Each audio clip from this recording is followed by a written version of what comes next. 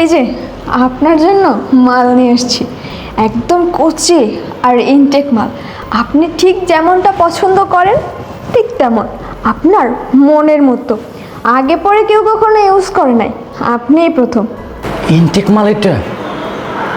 আরে মালটা তো সেই খুব সুন্দর। বৃষ্টি জানিস, আমার না ইনটেক মাল ধরতে সুরসুরি লাগে। আমি তোর কাছে খুব খুশি হয়েছি। যা মালটারে দিয়া চলে যা, তোর সাথে বাকি হিসাব নিকাশটা আমি পরে করুম নি। ঠিক আছে স্যার, আমি তাহলে আসি। বেবি কাম, বেবি কাম, আসো আসো। কি হলো বেবি, আসো না কেন? আসো আসো আসো, বসো। বেবি বেবি, তুমি কি আসলে সত্যি ইনটেক? বেবি তুমি তো খুব সুন্দর, খুব সুন্দর লাগতেছে তোমাকে। তোমার চোখগুলা হরিণের মতো টানা টানা, তোমার উপরে যে সুন্দর, ভেতরে না জানি আরো কত সুন্দর। আচ্ছা আমাকে একটা কথা বলো তো, তুমি কি সত্যি ইনটেক? এই লাইনে কি নতুন? হ্যাঁ আমি ইনটেক। এই লাইনে আমি প্রথম এসেছি, আমার এই বিষয়ে কোনো অভিজ্ঞতা নেই। আমার জীবনে আপনিই প্রথম পুরুষ যার সামনে আমি এসেছি। যাক, তোমার কথা শুনে আমি খুব খুশি হয়েছি।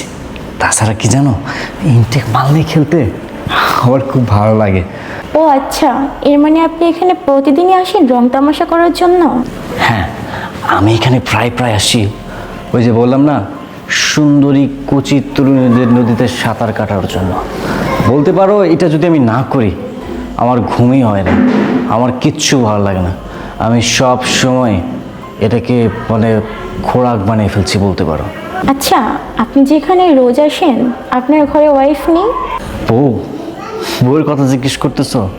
এটা আসলে কোন ধরনের কথা বলো তো? হ্যাঁ, আমার বউ আছে, বাচ্চা আছে, কিন্তু তাদেরকে আমি ওই জায়গায় রাখছি, বউয়ের জায়গায়। আর তোমাদের মতো কুচি কুচি সুন্দরী তরুণীদের স্থান দিছি এখানে। আচ্ছা, আপনি যে এগুলো করতেছেন আপনার বউ জানে না? আরে বাবা, তুমি বারবার বউয়ের কথা কেন বলতেছো? এইসব বলে আমার মুডটা নষ্ট করো না সোনা পাখি। তোমাকে আমি একটু রোমান্স করব তোমার সাথে, আসো তো। এগুলো ভালো লাগতেছে না, আসো আসো। এই মুখটা খোলো তো, খোলো খোলো বাবা, খোলো তো। আরে না না, তুমি তুমি কেন এখানে? হ্যাঁ আমি এখানে। কেন, আমাকে দেখে খুব অবাক হচ্ছ তুমি? অবাক? অবাক হবে না? তুমি কেন এই হোটেলে আসছো? আজব তো, তুমি যদি এখানে আসতে পারো, বাজে মেয়েদের সাথে সময় কাটাতে পারো, তাহলে আমি কেন আসতে পারবো না? আর আমাকেও বলা হয়েছে খুব টাকাওয়ালা, খুব ধনী একটা ছেলে আছে, তাই আমি ভাবলাম যে একটু যেয়েই দেখি। তার মানে তুমি সামান্য টাকা পয়সার জন্য নোংরামো করতেছো? সি সি সি, নষ্টামো করতেছো? এসব দেখার জন্য কি আমি বসেছিলাম? এই চুপ, একদম চুপ। তুমি যদি আমার স্বামী হয়ে এখানে এসে নোংরামি করতে পারো, তাহলে আমি তোমার বউ হয়ে কেন পারবো না? আর কথায় আছে না, নারী পুরুষ সমান অধিকার। জানতা, আজকে আমি তোমাকে। একদম না, অনেক দেখিয়েছো তুমি। তুমি আমার গায়ে হাত তোলার সাহস কই থেকে পাচ্ছ? তোমার লজ্জা লাগছে না? তুমি বাজে কাজ করে আবার আমার উপরে চোটপাট দেখাচ্ছ? কোথা থেকে আসে তোমার এত সাহস?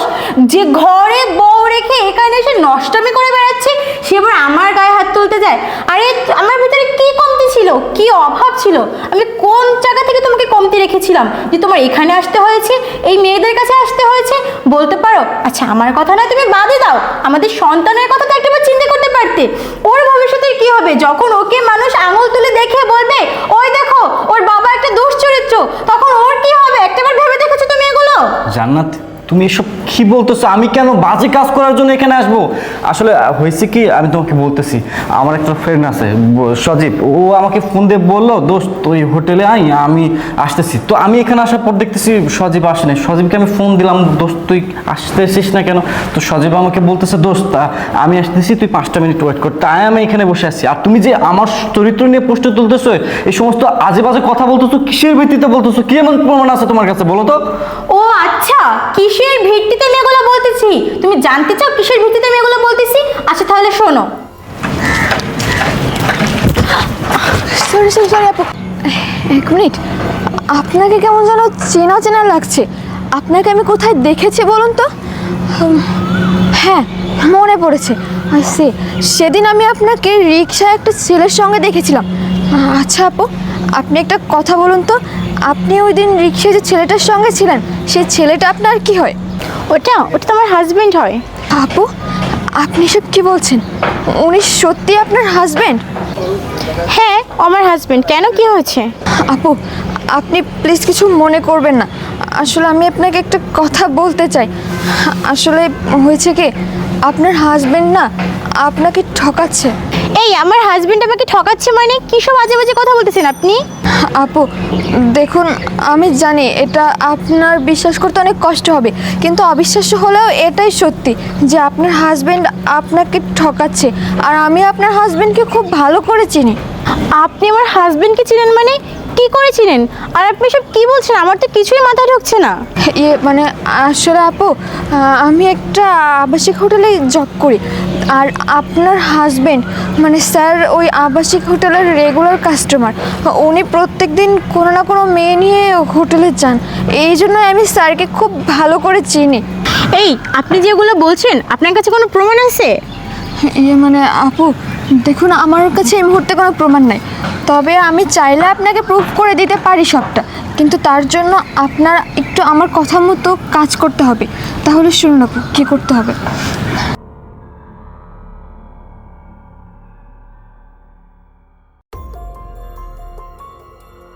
আচ্ছা ঠিক আছে, বুঝলেন তো কী করতে হবে? হ্যাঁ, বুঝতে পেরেছি।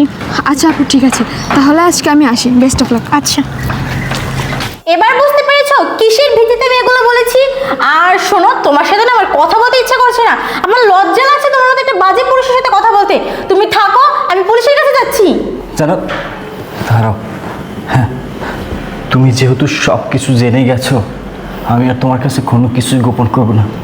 আমি তোমার অগোচরে তোমার পিছে দিনের পর দিন আমি তোমাকে ঠকিয়ে আসতেছি, টাকা পয়সা নিয়ে এসে এখানে নষ্ট করতেছি, বাজে মেয়েদের সাথে সময় কাটাচ্ছি। আমি না আমার ভুলটা বুঝতে পারছি। জানো, মানুষ মাত্রই তো ভুল করে। আমি না হয় একটা ভুল করে ফেলেছি, তুমি আমাকে ক্ষমা করে দাও। জান্নাত, আমি তো ভুলেই গিয়েছিলাম আমরা ভালোবেসে বিয়ে করেছি। তুমি আমাকে বিয়ে করছো আমার যখন শূন্য পকেট ছিল, সে সময় থেকে তুমি এখনো অবধি আমার সাথে আসো। ইভেন আমার সব কিছু জানার পরেও তুমি আমাকে ছেড়ে চলে যাওনি। অথচ দেখো আমি কতটা বেঈমান, কতটা অমানুষ। আমি দিনের পর দিন তোমাকে ঠকিয়ে আসতেছি, আমাদের সন্তানকে ঠকিয়ে আসতেছি। আমি না আমার ভুলটা বুঝতে পারছি, আমার চোখটা খুলে গেছে, তুমি আমার চোখটা খুলে দিছো। জানো, তুমি যদি আমাকে ছেড়ে এখন চলে যাও, তাহলে আমাদের সন্তানের কি হবে, আমাদের সন্তানের ভবিষ্যৎ কি হবে? আমি কথা দিচ্ছি, আজকের পর থেকে ভালো মানুষ হওয়ার চেষ্টা করবো, যেন তুমি সবাইকে গর্ব করে বলতে পারো, ইয়েস এটাই আমার স্বামী। আমার সন্তান যেন গর্ব করে বলতে পারে, ইয়েস এটাই আমার বাবা। জান্নাত, ভালোবাসার দাবি নিয়ে বলতেছি, তুমি না আমাকে অনেক ভালোবাসো, অনেক ভালোবাসো। কি আমাকে সুযোগ দিবে না ভালো হওয়ার জন্য? আমি ভালো মানুষ হতে চাই, তোমার ভালোবাসার মানুষ হতে চাই। আমি সারা জীবন তোমার সাথে থাকতে চাই। আর যে আমি কানে ধরতেছি, আর কখনো এমন কাজ করবো না, ইভেন কোনো মেয়ের দিকে পর্যন্ত তাকাবো না। কি ক্ষমা করবো না? বলো জান্নাত, ক্ষমা করবো না? হ্যাঁ, আমি তোমাকে ক্ষমা করে দিব। আমাদের সন্তানের চিন্তা করে আমি তোমাকে ক্ষমা করে দিব, ওর ভবিষ্যতের চিন্তা করে আমি তোমাকে ক্ষমা করে দিব। আর তুমি তোমার ভুলটা বুঝতে পেরেছো। এখন যদি তোমাকে আমি ক্ষমা না করি, তাহলে সমাজ আমার দিকে আঙুল তুলবে। আর তাছাড়াও আমি তোমাকে ভালোবেসে বিয়ে করেছি, তাই ক্ষমা তো তোমাকে করতে হবে। কিন্তু এটাই তোমার শেষ সুযোগ। এরপর যদি এই ধরনের কোনো ভুল করো, আমি এবং আমার সন্তান দুজনেই তোমার লাইফ থেকে চলে যাব। হ্যাঁ জান্নাত, বুঝতে পারছি। যাই হোক, অনেক কথা হয়েছে, এখানে আর আমরা এক সেকেন্ডে থাকবো না। চলো জান্নাত, চলো বাসে চলো।